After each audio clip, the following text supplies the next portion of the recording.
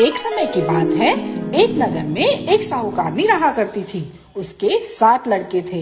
एक दिन की बात है, साहूकारनी जंगल में मिट्टी लेने गई। मिट्टी में सेही के बच्चे सो रहे थे। जैसे ही उसने कुदाल से मिट्टी निकालने की कोशिश की, उससे सेही के बच्चे मर गए। कुदाल को खून से सना हुआ देखकर साहूकारनी को बहुत दुख हुआ और वह बिना मिट्टी लिए ही वापस घर आ गई। उधर जब सेही ने अपने बच्चों को मरा हुआ देखा तो वह बहुत दुखी हुई और विलाप करने लगी। रोते हुए उसने दुराशीष दी, जिसने भी मेरे बच्चों को मारा है उसे भी इसी प्रकार का कष्ट होना चाहिए। इसके बाद सेही के श्राप से सेठानी के 7 लड़के एक ही साल में मर गए। इस प्रकार असमय अपने बच्चों को मरते हुए देखकर सेठ सेठानी बहुत दुखी हुए और इस बड़े वज्र जैसे भारी दुख को वो सह नहीं पाए और उन्होंने किसी तीर्थ स्थान पर अपने प्राणों को त्याग देना उचित समझा। और यह सोचकर वे अपने घर को छोड़कर पैदल ही किसी तीर्थ स्थान की तरफ निकल पड़े। भूखे प्यासे चलते चलते वे गंगा घाट तक पहुँच गए। वहाँ जाकर वे मूर्छित हो गए और घाट पर गिर पड़े।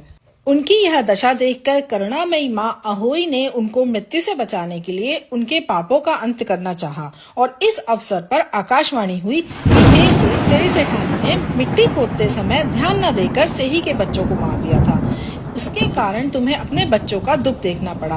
अब यदि अगर तुम पुनः घर जाकर मन लगाकर गऊ की सेवा करोगे और अहोई देवी का विधि विधान से व्रत आरंभ करके प्राणियों पर दया रखते हुए स्वप्न में भी किसी को कष्ट नहीं दोगे तो तुम्हें भगवान की कृपा से पुनः संतान का सुख प्राप्त होगा।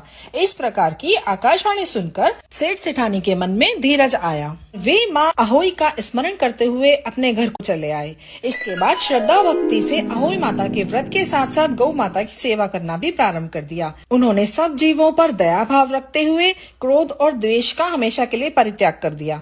ऐसा करने से सेठ सेठानी पुनः 7 पुत्र वाले होकर अगणित पुत्रों सहित संसार में अनेक प्रकार के सुख भोगते हुए स्वर्ग को चले गए। ये अहोई माता, जैसे आपने उसके अक्षम्य अपराध को क्षमा करके पुनः संतान का सुख प्रदान किया, वैसे ही हम सभी के सारे अपराध क्षमा करना और हमारे संतान की रक्षा करना। अधूरी को पूरी करना, पूरी को परिवार देना। बोलिए अहोई माता की जय।